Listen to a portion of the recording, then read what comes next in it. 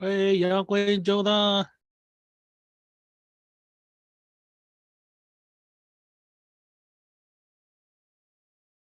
Ali karaga kajani wan malo ko chinui. Ya quên chỗ ta. Tigan reno. Richila ka bro ko ba to kilo. Yedin. Chino ni yan jari na rin. Kajani wan malo ko bajit away na rin. Saganan pagini ng manam. Perjuangan ko alogar kamulo lani jigan. Chuan iyan man. Chamaro bar ko ba to ki Pedro dilo. Kajabaro kap ya wan ani ngan. Beur war wit kajuyo. Tijala ke nge. Narjap kan kajabaro ko wan. Nam jaban ngar tabarijit. Ak baru kun bawun tabaragilo chodin en rai malabar kabolo lani jigan ancho jangan gajem teriamo utan kage supply ko ora bai buji warino kajo joran te boja gie boji nidan kamani yen kabungi nareng agian bible study utan janar won malago dum aji cho koraj ko ba to bendon bojen ne je kadak wo cho jene chari bendron kabalo ginin mo na no chodin en rainin em ne che barugan chilla ki jogo ji peri nan wan ani jero kwalo ga general giloan awr wan kan kamolol i biloan woror wan kan nabaram kajeri kamolol mo tada ani jiga nelang benogo kar company kan kajilo raidin dem jojen kamolol jen chargia gebi kamolol kan chebe bijilang par jonalen kan chodin rainin kan yawe wam kan joje wam an kan bagamen barongan bar daur tabarak raidin awlem nabar awlem wudit kem kana lewa jangan yo kem anar yo anich cheme bojilang aba cheme bojilang ke bijit do kiyo im katay lalak beur kwam en wadar mi joro rom ay gu jam chibang ay gu jiyo gi ro jilo yenin kamban wan malak lang ko chep telegam ko chep peripem kem kanan karway ni ko to relo to yo yaur tada i koy roch ilingan awle relo to ko dum chijem kemi invite yo par jonalen ngan yen kabungin yen kabung chari na mi roche jinon yen bible study ngan chamologan ke bi kachiduk bachiduk ko jar jar ini to kum lodok kan kajaraman purwam dada kamban bain awle benego re karyuk kam ino mako am raini ino dada ko re walok ino de ro ko ilo chabaro dilo kanya kilo chidup ilo kalabalo ka jar ke bi chara bugon lilalok ngan ke mani chemana kamban bagamin emberara ilo amidok embojak bagamin kabung iman bejam biroji mana reok kai boju jedam Chamailang perjuangan kami ker awal menegin kaci the kagi ilo amoy perjuangan kambolo liok kanilang menego ko kambani ani chamailang kumol kami jinna boryok Jesus perjuangan ilo yadan Jesus kami chare and then kumbolon amen amen what chojane mata janareng chuda ki bendro nim namarani jigan chuchu kora joko yeran bang kajengan ina ridi dongan kajeng chuan yon yang bandit wala gilo nan wana jilo chibuku chongo juan sam shonio ne jaba ko bin nabar chioba ina kamolo chioba kan ori bin purwo ilo charan rebebe ruwenik i milo charrewela be kamolo la ne jien be egli jan ko ba to pendron ilo yen gen rombani mai bojo bajen kwala war nabar rem kai bojo jojene juda ki pendron jogo ji peri em jene won bala go tum nabar ani chicho koret lo chodin en rainin Hey John men man John men yai bos we ja dar yo di ro chi je nghe ora mai ne mani ben chi je da dar yo di ro chi je man jen Adar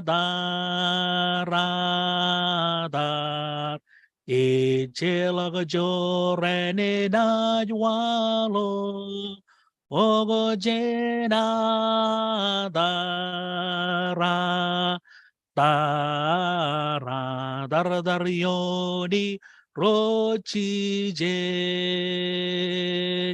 Cheni bug benini gado ko allogado adiro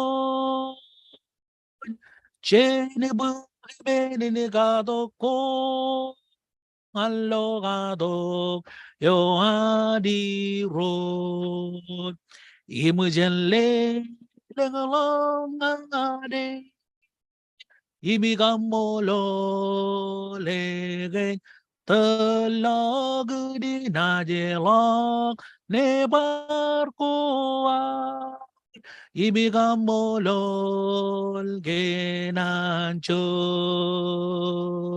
rainbow rainbow rainbow nganin rayo how Jesus is more rainbow nganin rayo rainbow rainbow rainbow nganin rayo how Jesus is more nganin rayo Hallelujah, hallelujah.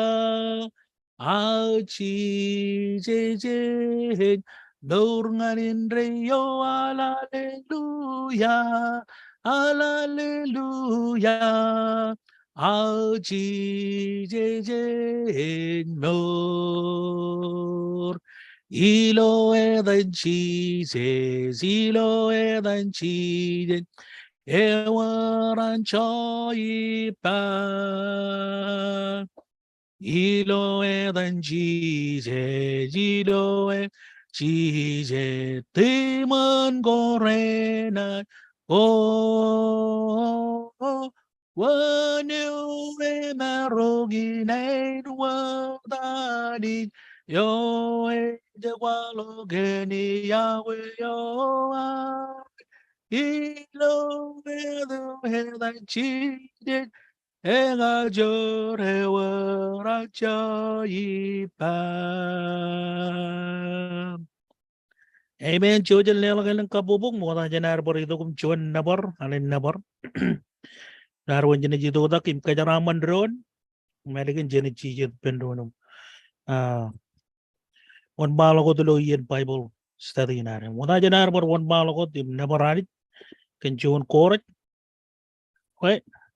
Chibuku yung lalim sama niya ba inay kaude jiyo anich king yiminay kamunana kayam nganin rio yimin rio amen kamola lani jojo ne wan malakot emi jogo perielo kabi jigo ne wam ne orar mi jidurum yo kaya ramman ilo atan Jesus ilo arwaj banda maradi jilo chode nin raining ani jamman Ani jemane ngani ibanchebne bare ibanchebne bare imanchebne bare elugune ma oh ani jamman ani jemane ngani ibanchebne bare ibanchebne bare ibancham ne bare erigunemma arago dagalenga dagaya ugo de borea lelenga dagaya jinjara wi bancham ne bare ibancham ne bare ibancham ne bare erigunemma Anemolwe anijaman aye anijaman anijisemane ngadiyo ibanchebune bare ibanchebune bare ibanchebune bare elugudemba anemolwe anijaman Anijaman, Anijezamane, Aniya, Ibanchabane bare, Ibanchabane bare, Ibanchabane bare, Elugunemma.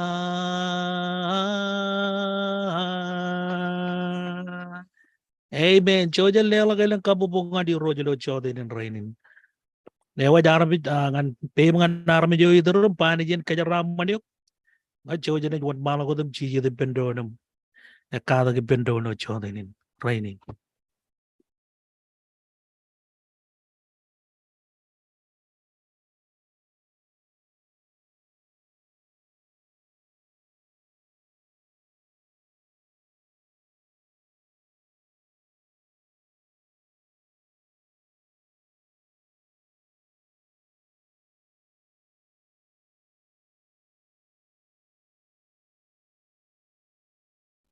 Kamulo lang gilo chotin ng writing kanya nga jito kiyo ba jan wan bala ko tum bar continue lo Bible study na rin chotin ng writing ano na rin jala ngay kayo jagar kabalo ki bendro ng bareka kan chonian ano ko may alamara iguji lo borun chero balangan di rot e jo barakan chedo ko jar jar ilo chotin ng writing yor jonam Bible kwar podo ki pemadok kam chonam notebook ngana rin ka ki bendron yim Pigot tayo jiji ko rin kano kage gan uparagan chitup ko jaya.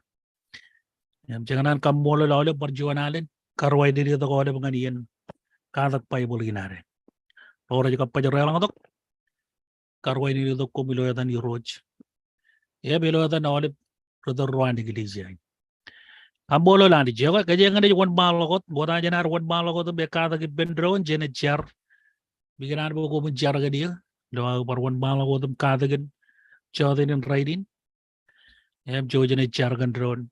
Ilo arway par wan malakot ilo series in a kadagin gan chedo pojarnya cherwan mal udum cher bendon kebi cher gan yo gani cheme bejelang im kacheda kiyo ilo amidok ilo yene kadak bible inam kabolo lebo kemar bachiri yene man gan am never yo kai bojuju ilo ala ko am ilo kabobo ko am ilo kodak pego be ilo ekega ilo langlang lo manana boy kem jala gani yo kemi bor ngane jamman kia kemi jidok im kachidok boy chedok pojer kadagin yo kwar kalimur kage boy dik kadagin kem im kabelali kem nano ko ro ko jar ip ta ko ro keno do kagi kem jala ga nanagin rajeb nano ko me arme jar rambarrogun keno do kagi ya kamolol boy chedo bot etel kemi kachidok boy chedo boy wa men bartel kare jaram ilawa keno no ilawa kemelilik nano kwam ni human kabidan chedo pojer kabido me ko bay rubelok awle beno ko rupin ijay guji ro parjona ni ijay guji ke be jay guji kabalo lo jilingan chedo pagmen ke ro jagay benyo ko kanan keno no kage ngan ke migli jayo ilo chodin ni rin buro me balok kalmang lo kanyan kwam rebelok idok ani cheme be jilang keno no ngan ke arme jorwam ilo adan Jesus ko bolot amen amen okay ini barwan malo ko dum cherry screen na rin ilo chodin ni rin boy na manar ya kadak ni bendron kan takin me Bible ikano no kagi no daring chalay chiji ko ro ko jajar rikabelay kan kajeng tayo e walok ngay arme jorwana ni jero jubarakan chedo ko jajar chagar kabelay gilang menogo lo wanjeolok lo chodin en raini kajeng jedo ko bajan lale budget menogo be ralugun haur kilo chodin en lo raini kajeng kar pajara kilo ladapi ona janawan malakot continue lo ladapi ang barkagay mimi kajeng tako kajeng arkano kagi lok chen pokun kano no wareng igi chen ubarakan chedo ko jajar chen pokun ibe jalanim chebata kam chongor rali dagiyon kajeng manange kajeng bar elagalok Bible wareng ipendron karwain ini to ko olip parain mo to olip ro mero ko ba to kilo live streaming atigilizia lo YouTube manan bar karwain ini to kum ro mero follow kap subscribe ga digilizia in lo channel in YouTube wareng chakanan lo tan digilizia ka olip rodor ro digilizia in karwain ini to chabro to ko ba to gijin lo meja to chono win ngan kwalok kanya Jesus yo jar rodal ye bro weapon tamagawar ngan kwalok moleo lugiyo in cospeleo e mol an hadik ngan chabaro ro manana in ro jagay chabo dilo kwalok ko ak parain wo dilo kadagin ko bilo yen wadi gili jay achane won malo ero dare karbay lo bugo dim jej walim jibna kam chongor radi dagiyon e won malo ko dum kanono irwudin kaya ngar kanono kagaylo wonjiolok elang menuko kaya ngar kanono kagyak ilo yon kanono inareng lo walim jibna kam chongor radi dagiyon jaba yim ko bun chep karkan wine ijo yortar Aku ben overrak kan chedum ko jar.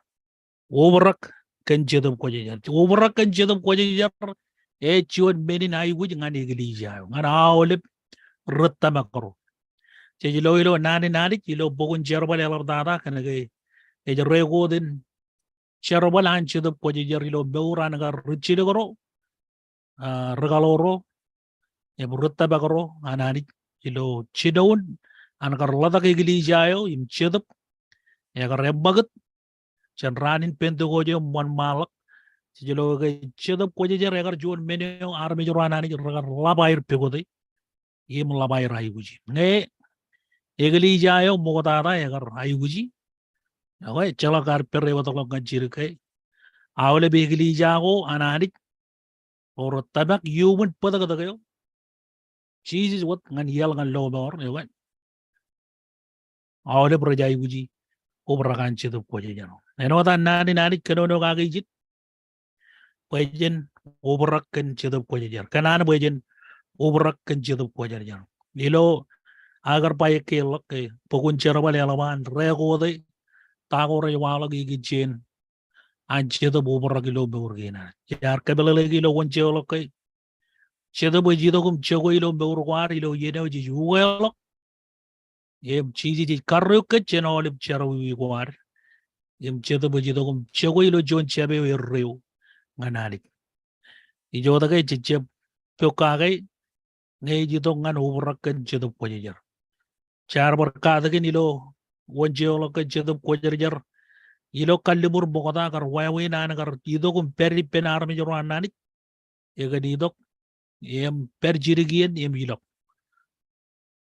per jirigien e barilo ag ilo kalibur ragal human fusion e gal ilo Christ Jesus fusion e me bible ba em mal awa chedap jito kum chegoi e ro ga tak igadan peri bilok chen chegoi jon meneo me chijar chemaragun belele gage chijidogum kona nga jon chigen chedop ko jajar jidok ilo yeno jijuelo im chedop jidok ilo beurgeinar em ilo yeno jij bogobrak ak peptai jan chedop ko jajar chedop jalaban obrak ilo beurgeinar melang benoko charro nga jagi ke chedop kamani nge jijubrak kan chedop ko jajar em kiyo ilo chodinen raidin kajanga jidokum kansin ilo ladapi pene manareng wat balako ilo chodinen raidin kan kada kinareng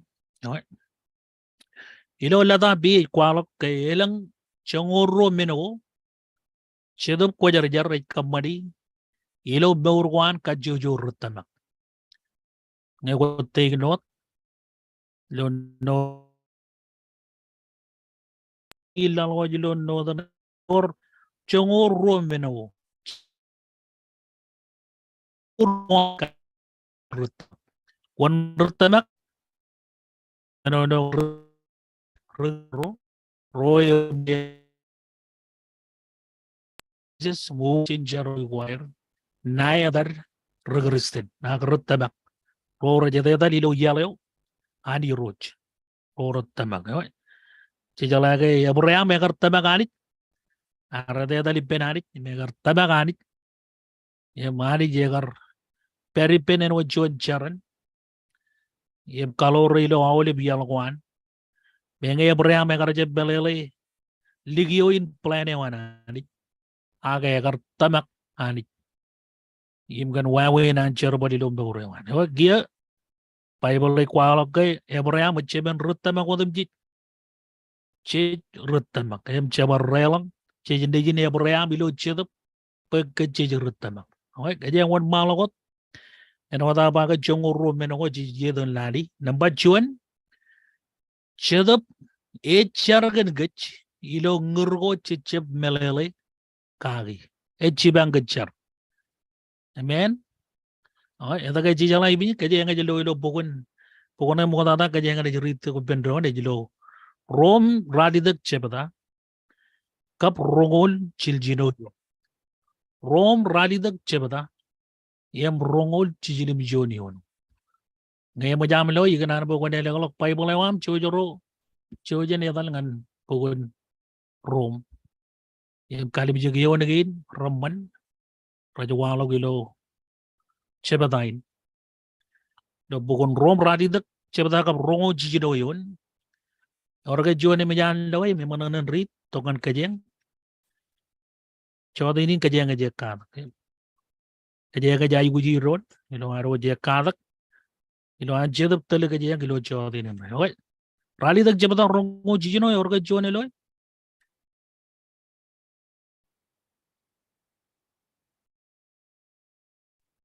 Eman rugagi hindi mo na mawang yun. Moldana. For what did you know yun? You know, I tell why we you what? Just put every foreign one and see back good low at my young. But did I just feel an art job? Just a melody that well I've been I need good. Good little horse it jump down. Chida by Chibanga Cher. Moldana Karitigade, Chelo, many of Modana, Chida Quajer Company, Ilo, Burancho and Rutamak, Ilo Yenam Cher, or Jedian Ejadale Mojano, Ye Mother Dan in Kadono, Akchida, Ilo Ngurgome Chaban Kadono Gagi, a Walo Gilo Yonega Chida with Chibanga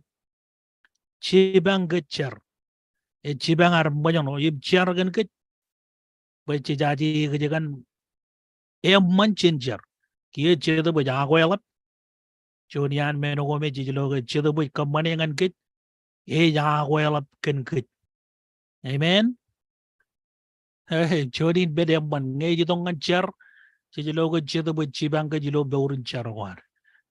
Yilo Menogome Chichip Belegaga, Chibang, and Cheda Pojager Pug Chicken, Yilo Yeneo with Cher, Yebe Jadali Majano, Bad Nan. Cheda by what Bangla go to tell you. Ilo Gurgo Mechaban, and one than Kadono Gagilo, Yunin. What Jonin Ben Jilo Mekada Kage, Jay Wujin catalog with Chidup Quajarin, Chibang good chair. Ilo Yenam chair Bagayam, Chedian Jatalim, Emma Chabarut, Emma the Nan and Kajarbali, Lo Charak, Quajala Chidup Quajar, Ilo Gurgo Chaban Kadono Gagi, Eja well up Ganani. Good good. Or John Kajin Belleva. On behalf of a believer, Chuan Rutamak, a canono longurgo, Yimawella can Rutamagro. Camolo Lani, but Kajang Rutamak, way along at Borin Charwan. How Camolo Liro, Ken Carochi, Chibalo John Wawin, Cheddar with Commanding at Bor and Kajojo Rutamak, Ken Caro, Cheddar with Chiro, a calore, no Kajinigan kite. No war. Amen. Chonian Menogome, Elomar Haibuji, Nay Chiddup, Quajidogum Canonogan Chiddup, Konan by Chiddup, Perilo Morewam, or Jeb Malologan Catalog, Nandi, or Lale, Yon, or Jonemonan and Ridido, Chonly Menione Chachabana Gajangar, Peri. Radi the Chemada of Chongoni Menion. Chojuma one malagam, Ritogan Kaja.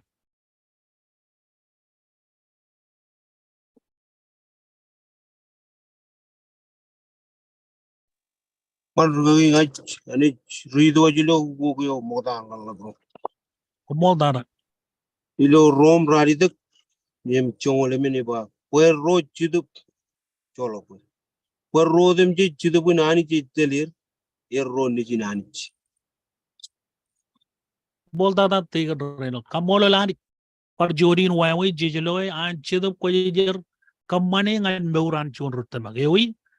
Etel Yim Kalor, Moran John Rutamak. Etel John Rutamak. Yem Gay and what I don't know, Chijan Nature the AJ Magat, Yim Charabadilo Boream, and what John Rutamak. Eight Teluk. Amen.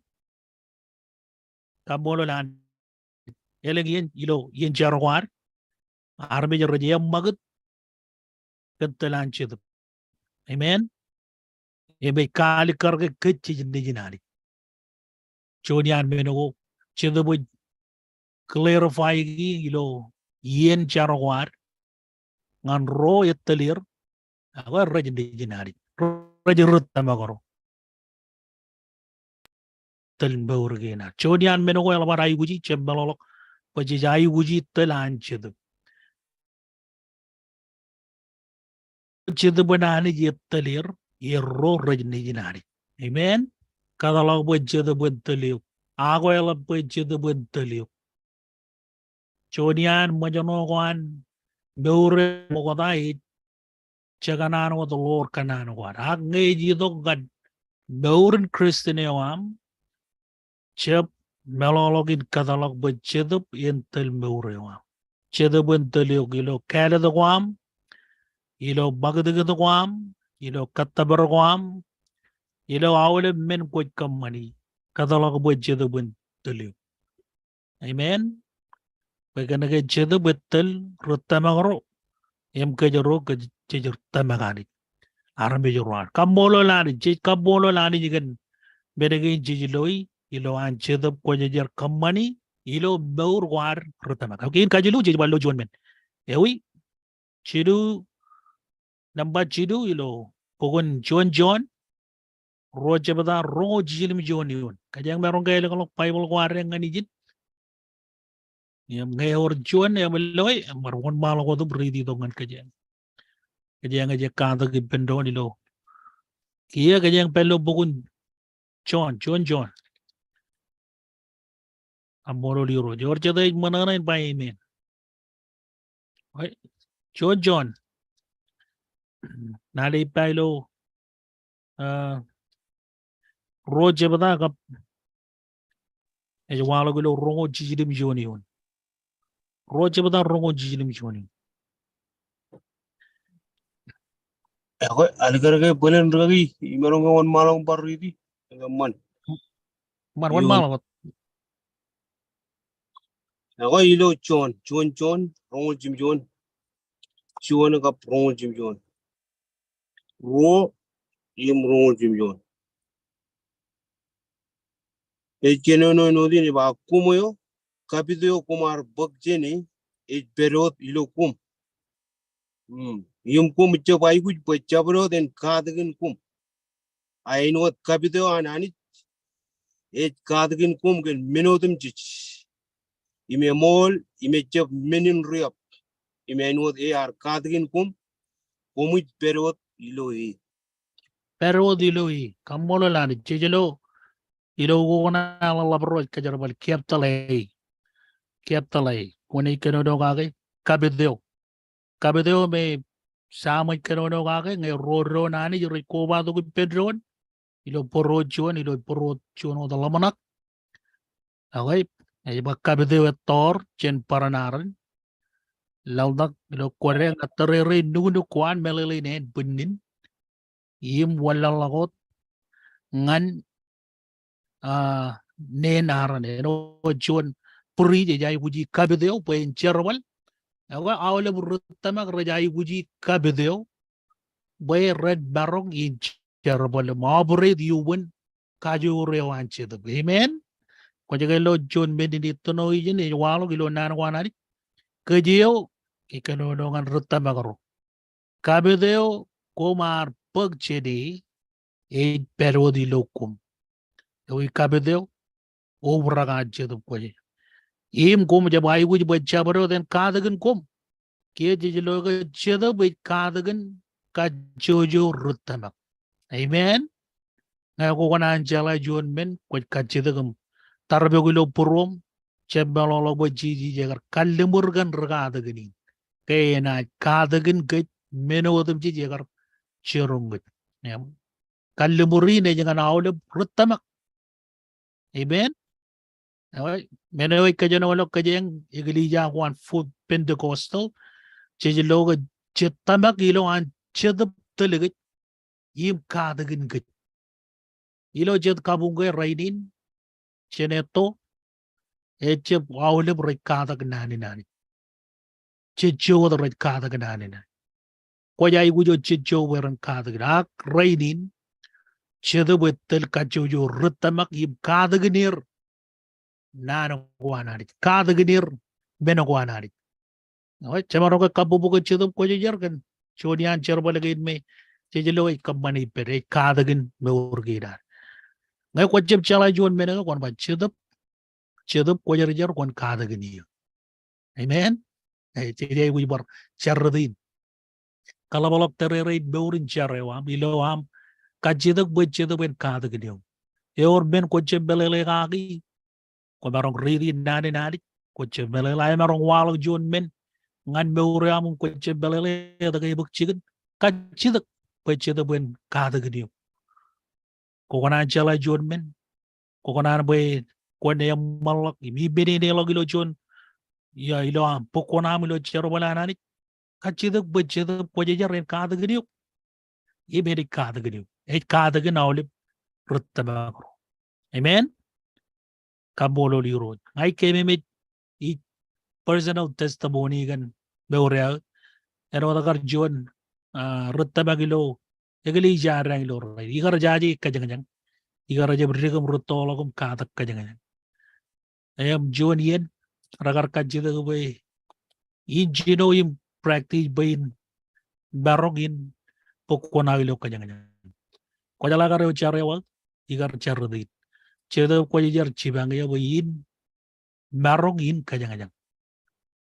em kamolo lali jiboy charewa ya garuwa em awde bien ni ja ko la chedo ben tali ilo kajang em endrin chedo be chim ka ta ni got ben ko anani ja ke lang ben ko chagana company nganani im je bajano ye chedo ko je re ka ta gin ke amen ay lang men ko marong ako ela bi pe chedo ben chibang im chedo be ban failure chedo ben wo joni be e ja belele ben ko anani ene ka ta gin yo ben ko anani em ngai jagana chala ben ko anani je che bay guji bar chetu way win che jay guji chedo im chedo ko je re e jala bay e belele char kano no chedo ko je re barani e bambaro ke kajlu ilo ani awe ke yang won malo tilo ken kemen chijlo yum kada ke bendron kad way win an chedo par company menege dilo beuran rutta magro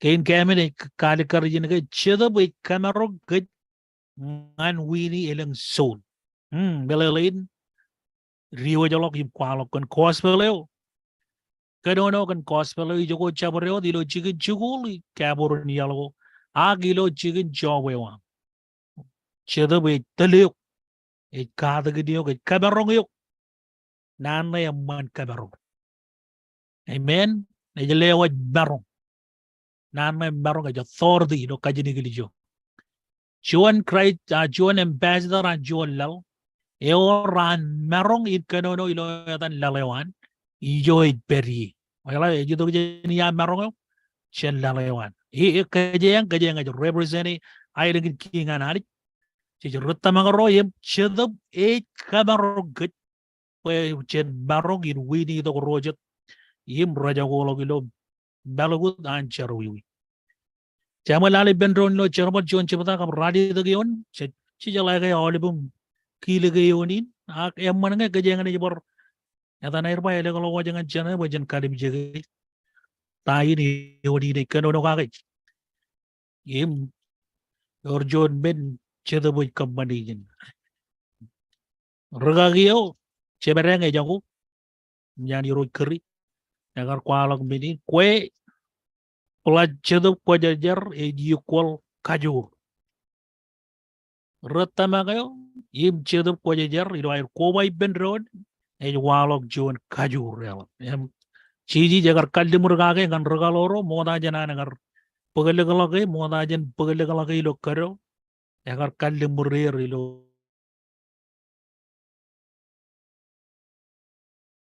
jon chiji jar churong Urban army green, eche brichara wiro, eche parchata kain army, eche par chote namani jen aga kanono kan rutamagoro. Pida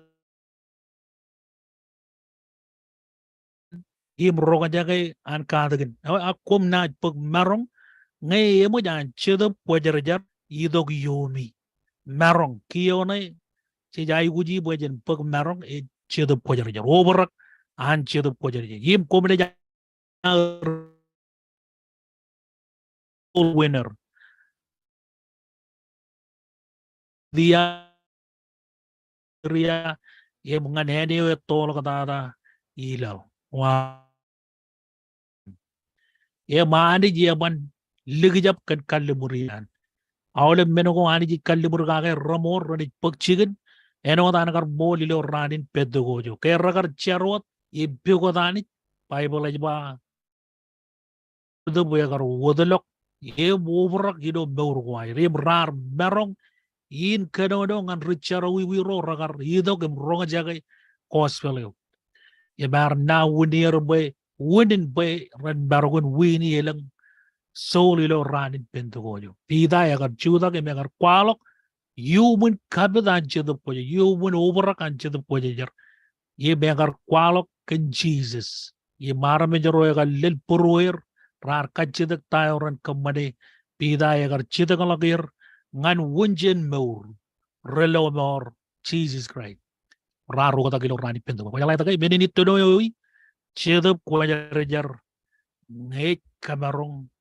rutamangaro pero wini so charo badewin ar ela pejen wini elang rora jagolo gilo charo ibi elang ranangan ran ilo ar ilo beurin kajojo ran elang re kayo golok bejen dreo kan charo iwi e jon meneo e kaban bahara mejoran kayo golok bejen dreo hak chika molo lani peor anani jirujarbal em kajengayo jirujarbal jirutamak ci pokolo gospel ci wili soul an armit ngallo mor amen ani ji kanan bekit rutabang rojen wili elang soul ngallo ilo marongin ilo an chidup kamarong kit pojen marong elang yar wo jara garje marongin kanono loblit elang yar wo jara garje lukune perani lo kanono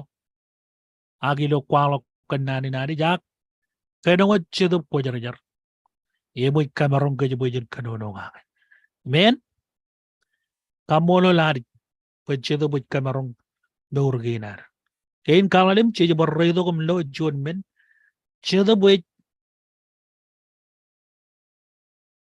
koda ga yago wanani a jolo bore kada ga yago wanani jilo beurginar ilo gachilo kajrut tamagaro tamelalin no kaja mangalani mo lo romalalim kablalim yon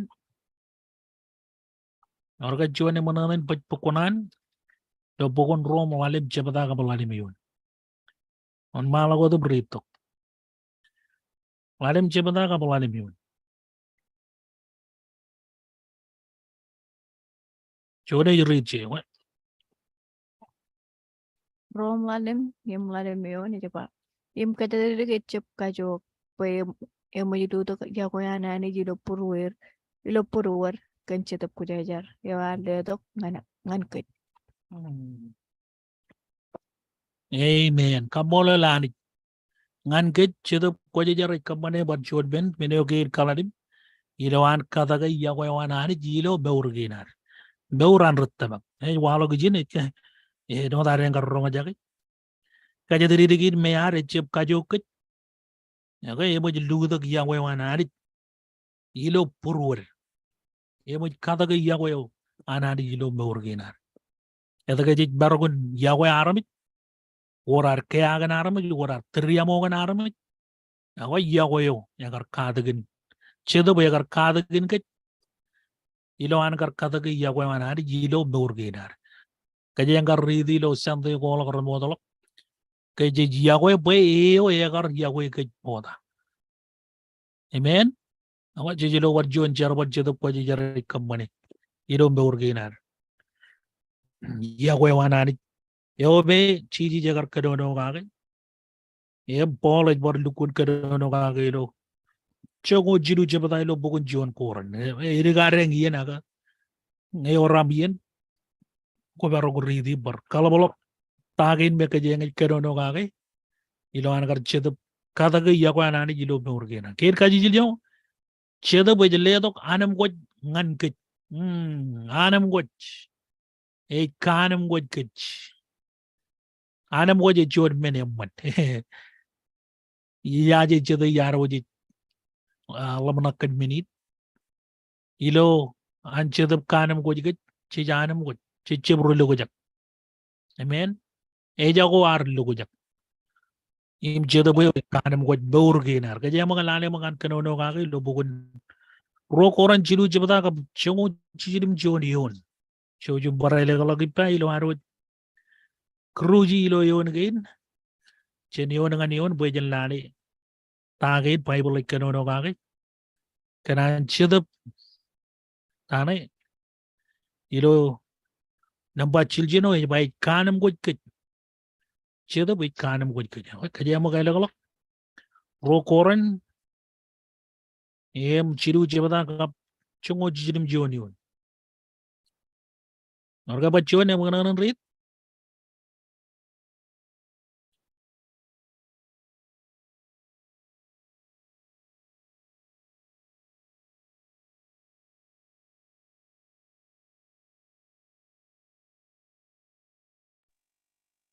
Tamarong go bar one malam pri.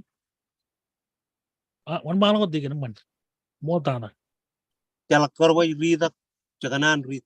Umur. man Ako giye jwa ilo ro koran chabata chilu. Em chongo jimjon e keno no nutin. Kiye iro je chetup. E jwa kiye iro je chetup yo. Imi jo chetupun iro je per. Ijo anam kuch.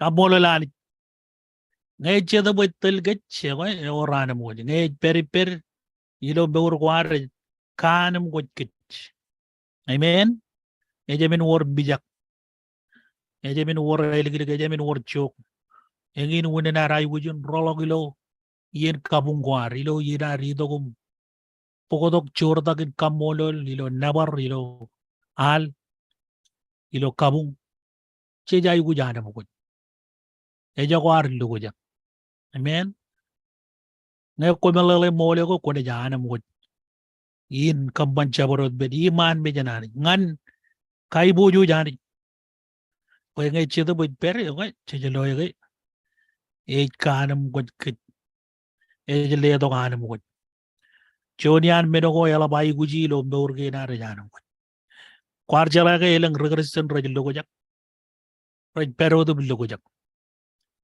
rajabanam god kana ke elang me no ko raj lamna kagi em table poison kalam la ga jano ko ye be monayer be ralamna ke raj pero di lo go jak emelang yen ko jaro ga jagay chedia nan chega be no ko ngai ko keno do kan jon rutta ba ga o ye ko ibijak o ye ko ijo ije barong ak chedop ngai per eno jon rutta ba ko je bai wik keno no rodin ko jai wik keno no jon rutta ba o ye bu kanam ko ju amen chedop bu peripem e chibang yu ilo majano ko ar e langar majano ngai chedop bu ji dok e pekket ilengin majano ko ar और जोन तम जेगन कजरवा जे बच्चे कादे के जे मदाले में मादार मरो ये मोले जे दाले मात आन कन्ये को पता तक मरो आदि एक कलबलो इयो चिचे मरो इलो आन चेद ले दोंगत बोरे कानम गोज के जे वे कबोला लाली जे बच्चे तो बच कानम गोज आवले बुरुत्तमक ए में चलक एन बाई रुत्तमक ये में पेरो दिलो लोगोजक e jabay wuj wor logo jak e jay wuj wor rolok ye manam ko nge ko jon rutama amen we kamolo lani kaje wala wajo dem lo par jon men chedo boy kamane ngan ka jojo rutama ilo rali da ga chedo boy ka jojo lok beureo yegel ilo kech yamman nan ka jojo lok beureo yegel ilo go beureo yegel Jamalolo way muy kalibin beure moda beure deo arabi dio moda beure wam gar bokona e mo kalibuni e jalo wonin barka jarga gay e bi em giya yor jon beure gal cheda we chibang beureo are gal yim kaga joror lok amen ye ba jam manage ka jam lali lo ibje chidu jibata kam chongo jiljino yon orga jone bar mananen rit chabar yot e be je tane chidu jibata chongo jino yon cheno ban lale tane jwa chidu jibata chongo jino yon orga jon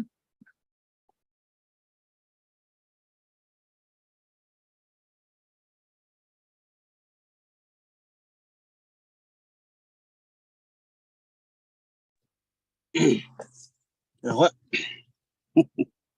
nagari waron mal. Ilo ebije chilu chongo jino. Ba buen leo jangan kum ya karangan mujen ai bojo jiwan.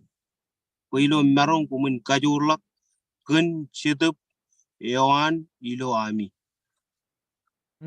kajor lok kakajor lok chidu be kakajor lok beureo yegel ilogich amen yo meurin pole kenono kage ejeb ngai uj beurgi a krai je uj beurilonga amen kamolo di roj kanan jedu chibang kajengilo an kakajor londo chichidien elang menche chagata gi mragel ilo beurwar ilo chijadalem wantar eno de man an jedu kakajor lok kajilo tama ye lo beurewar yegel Christ amen igarro ngajaga John keragada gini ba yor John yang gili ja agar dalam kada gini em agar kejar bal tom ko rollaban Bible ilo nani ye ragar kelangan na tom ko ragal ragar ba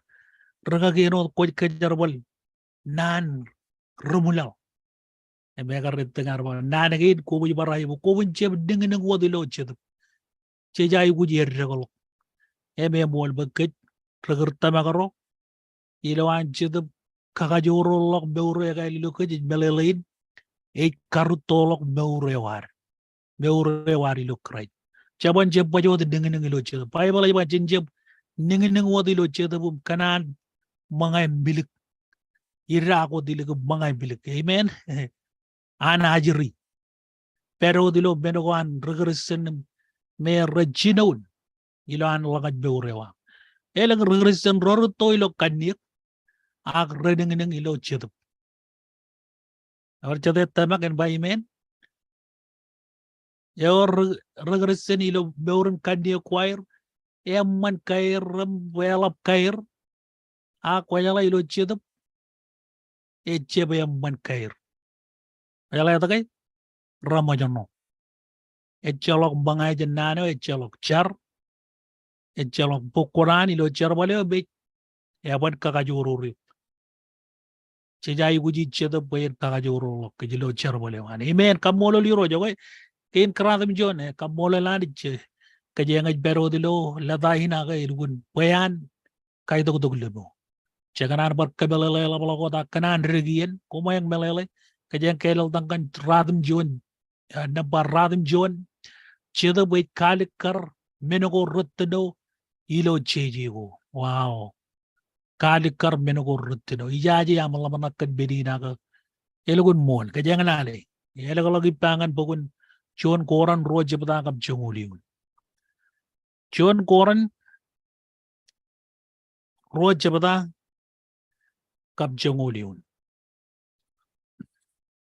jon koran roje patang im jongolio de bananagin ani char kwalo ngan kechedap wechedap e kapugot menogodam jit ayat menogo rumulal an ani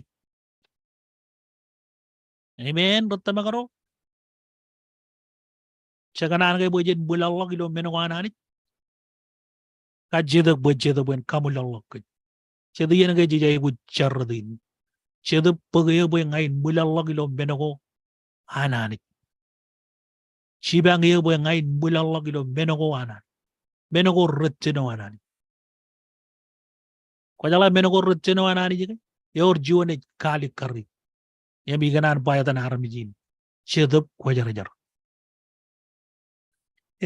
Kamolo li rojigan chedup kwajar. Boy chedup boy kadagin git. Yim reveali menogo rutino anan. Ngan bewran jiwan rutamang. Yam wall minin. Ay kali kari. Ay kwalogui. Ay kajarabadi menogo me ragar. Endo jigi ban bejan armit. Kome kadegam patak rajangan kar melele gagi. Akan ge chedup. Ilo ar overrakan chedup. Ay reveali agay kali kare. Ay kagar mole ngan rutamagaro. Em kamolo lari boy bewran jon rutamag ilo an. Ede dali overrakan chedup. Ay lo bedogo rutino anani. Ay melele bedogo rumulal anani. Wajala yatagay. Chedup kwajar. Cejay kujiga overrakan chedup kwajar. Ayat. Cebugui pasen. Cejay kuj pajen overrakan chedup kwajar. Pajen bulalak ilo bedogo anani. Charro jagan. Tiga din ridi tongan. Kajangi cepetain. Ayodi.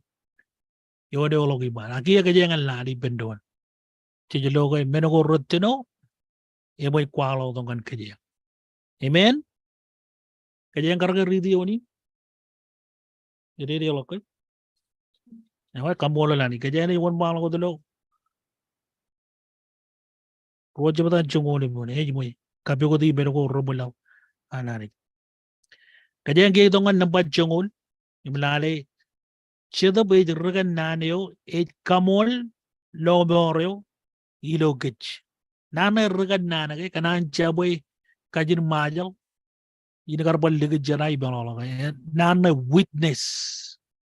Witness. Kwajala witness jaga kwajalo ilo. Chuan ragamol. Chuan o be. Yakalo tayo war kabane. Ano wanjo ko. Ngayon ben kwa lo yung mejago.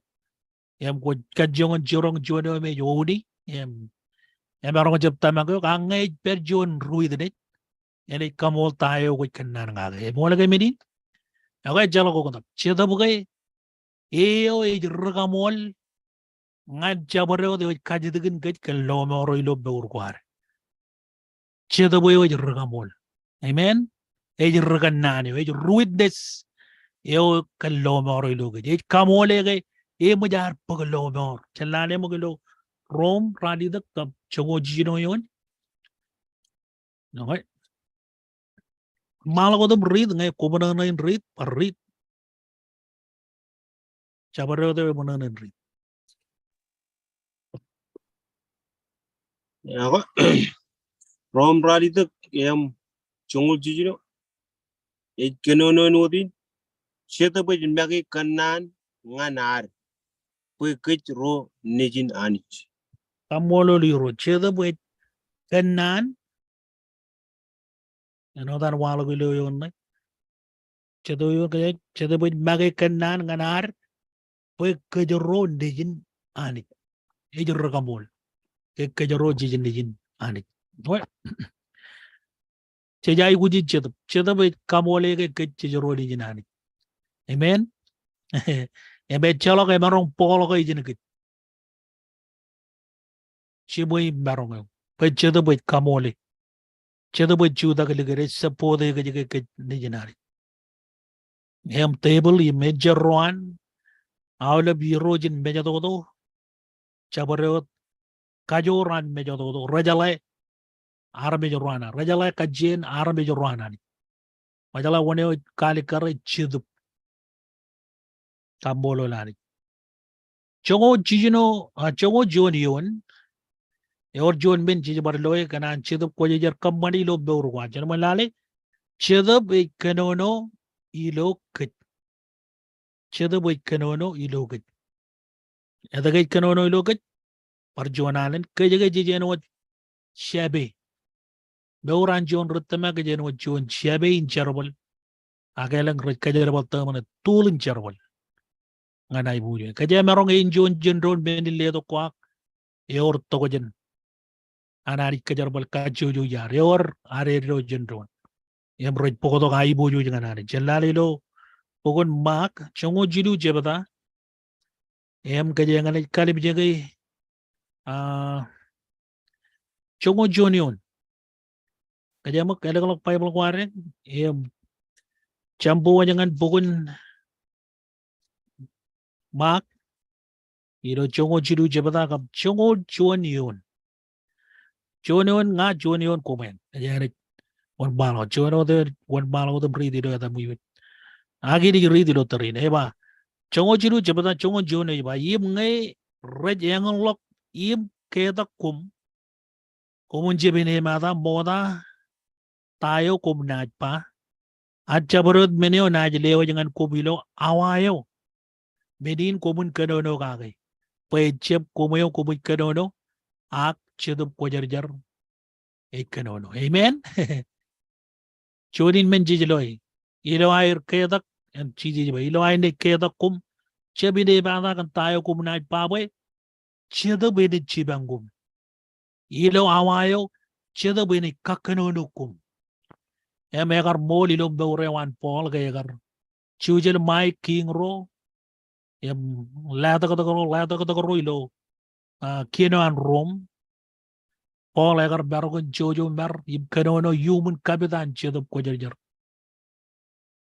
chedo begar tali ibar kenono kan rude ngan arme joro rude ilo kine wan rom ragar liaga elo kam rujuro ragar pigot bewrewan weren kokore pol agar ilo kar kanan boyin taber rude joro roralat ar periman king akrapa imar kabelegi jeje goroko ilo an chedap tel bewrewan kakanono ge ko chori men kaje ngajelo ge bewran jon ruttamak ne chedap ko jarre jo obragilo e ena kakanono gi tayo en kanono ga ge im nge ji kanono ge che jai gut lelo krede dengan anik bay oi kanono ilo ge tru chedap ko jarre amen Ewe kambolo la i benewe kata ta kone bar jabalagam ridi lo buku de beje jak chejelo ge chonian menogo chedo poji jare kabani lo beuran rutta bagro ido buku de beje chejelo ge lelok benin ledok chedo beje ledok benin ledok ngan kachojo rutta mak amen ini barba chedo beje ledok benin ledok ko ngan egli jayo rutta magro eta ge jejale nani ji kali kari ini kan ridi kedono kaki jidak ibalologon right the town menin ledo ko chedo ko jejer rejli do kan iglesia yo inach kajjon jongono da merong boy yaligin wodi yedin ngede jabbat ne wa ili ledo ko yonde wadi kata da ilo yonin sepo de wan beneo ken kajjon ro chedo boy kamane ngani iglesia yo amen e be ledo menin ledo ken boy ren kwet pelok rutta magaro amen kambolo lani je we gia ka jengane won malakot em kada ki bendron chete na renga wa ka jeng perilo rali da ga wa gi chongo lale mot minute ne yamman ka jengane pojara karagarin chedo pojejar ngan chiji go yo ka jeng mo lale mo ki bendron yo karagare wan chedo pojejar ngan chiji go ngeji kenono kan chiji go rokko jar jar yawa ji kenono kan bible bugo yo karagare wan chedo pojejar ngan chiji go rokko jar jar agan bible bugo anani okay mene mo na ta igana mo kon jem melolo po chedo ko jar jar e egin chongonan e bagay dani nani chedo bugo e bible e chin chedo ko jar jar welalain author an bible e mo la arme jar gar jigi at chedo boyo e gar tel arme jaro ren che bible e melang kajangar ronga jaga elang rekanan em ragar beore chebilo jon wodi akachojo terri e bilo terri wae relang riangor arme jel cholo relang Riangor, elang raganan, elang bris, ragar bukwana rilo che, Bible bukananit. Kajon wan chetup, chetup elak idok im talirgay, lamarin menge kada ilo tere kwair, ak regin lay di pendron kantago ragar kadono gangi. Chejelo ba chetup kwajar, eja author an Bible, Rijijio elap tata an Bible. Yang inchonganan chetup kwajar, bak ngan nano wananit. Chetup kwajar yagar kakanono armejero ragar che poko, kajojo ilo Bible. Kaya makabole ilo bugun Ropida John Jibata kap rongo dengan rongo Jonion. Orga Joni mengenai ridi tok. Bukuin dengan kajang. Ropida John Jibata kap rongo li ewan dengan rongo Jon. Ngai kuala Jojo mon malam ri. Orga ijo moda jena rit ngonan rit jojum pawin pujur. Ako ali kargay ibar rit boy kujupa. Ewa ilo ro pida Jon rongol dengan rongol Jon. Ewa yim kum chala menin mokota. Koy chala kananin rgani anchi ko chen armich. Chen an armich ro magi lamna. Rongo Jon wa koy chala kananin rgani arutok kanan kilan armich. Armich rar kanono chenani kanan chide kojar kagnono gir.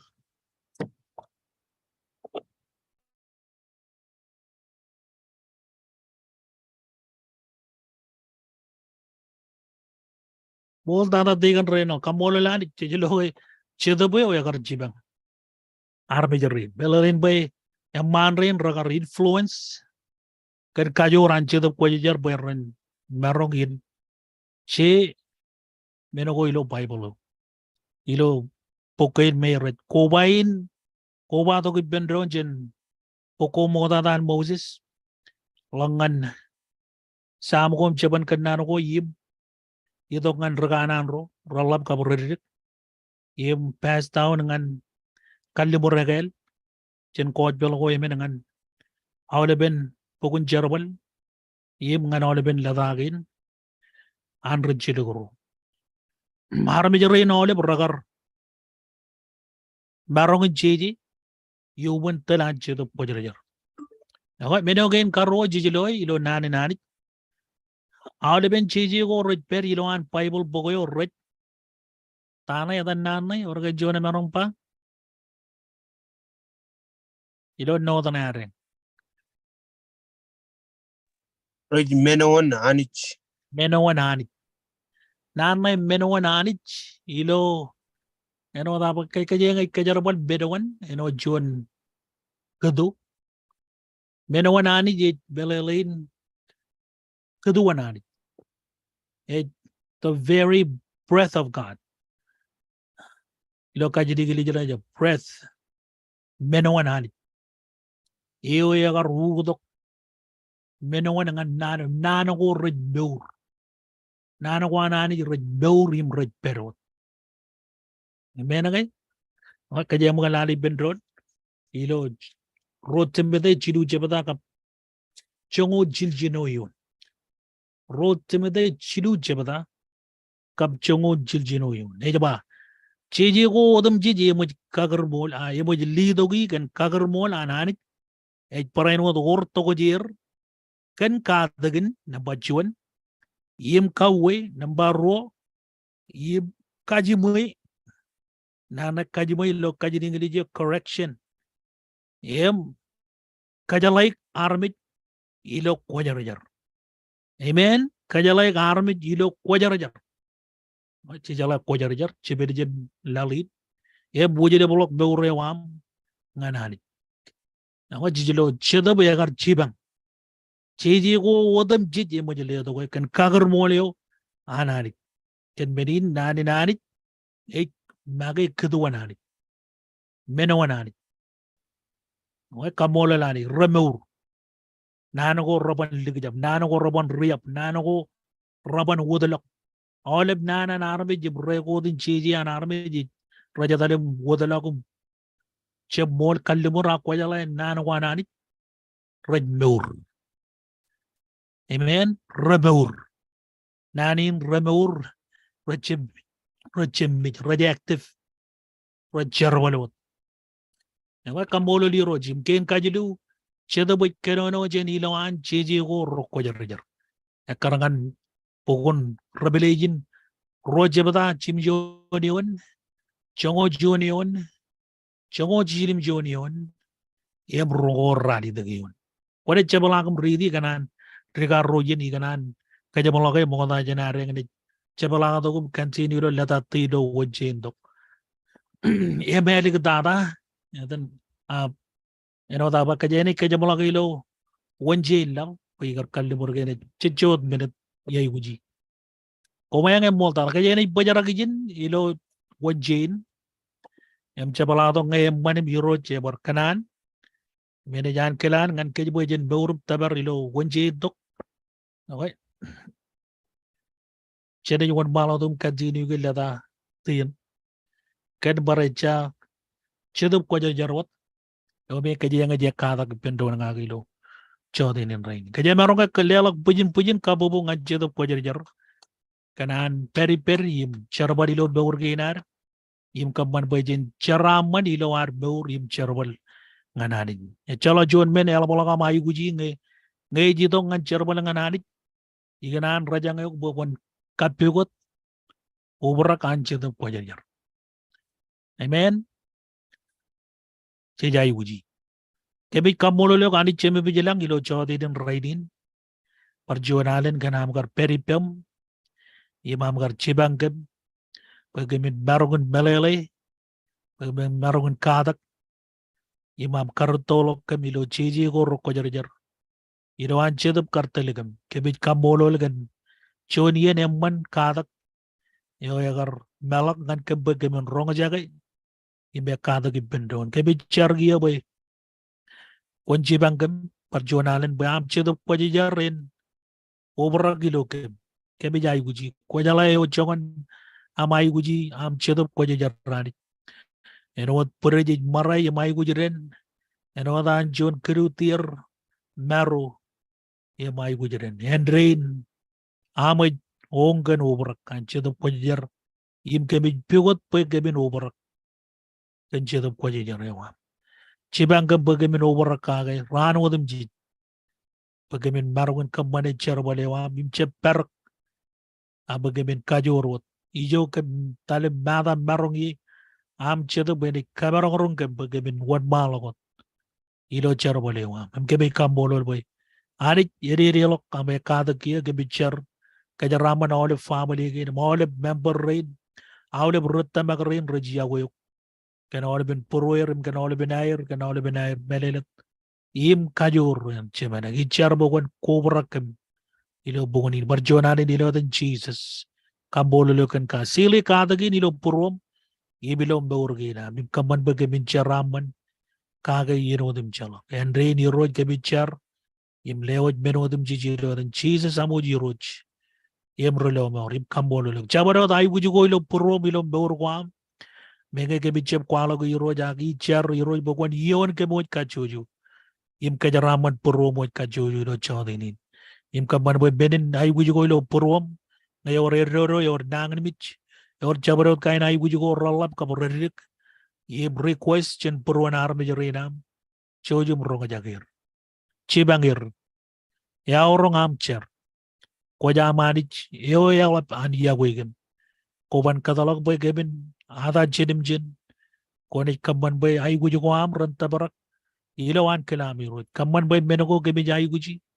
ran ilo bebe wa komodi ro jila dan Jesus kemi charm kamolo liuk amen moda janari itu kan camolog ini im kajamolog yen cari nareng caganan katalog jiri gena manelang ngayor kajedoko katakin me kajangar kadodo kaki do chotin in rainin human kata kayo kan ubra kan cedok pojijar ako chodi niyan emman kan arwaj bare kata ronga jaga kacedok im katalog ba jojen Kadagi bendron gan wakin nge yor kajidagulu chodin in rain nge chala kawa kajene wan mala kodum kajamologi ini lo chodin in raining perjuangan kabulel ko mawale berregelija ya mawale berromatar tuni ni lo live streaming lo YouTube ngan ronga jagai kadakin reman ilo chiji wan hari roko jajar orang kajidagulu chodin in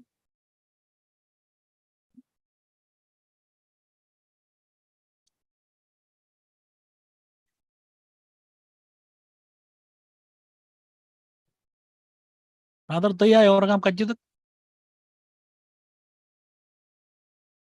embanot nyawa kamolo dirot nge chala kajidag kajengan wan mala kodum Mata jala kajidag bet tikan renal wan mala kodum jar kajamologi ini orang wan jar kan arwa jeni kakiji lo bongonin kajene jali bendron chono da ilo archi jadi bendronum relong anali jim kamolole chojene jali bendron chuanalin kamu im nabarem kamolo lali jigan menagen ramane kamane ngan areng cherbunangani kajeng rumuri ngananich akti kamolo boy chebarongan pokonari lo cherbolewan komodi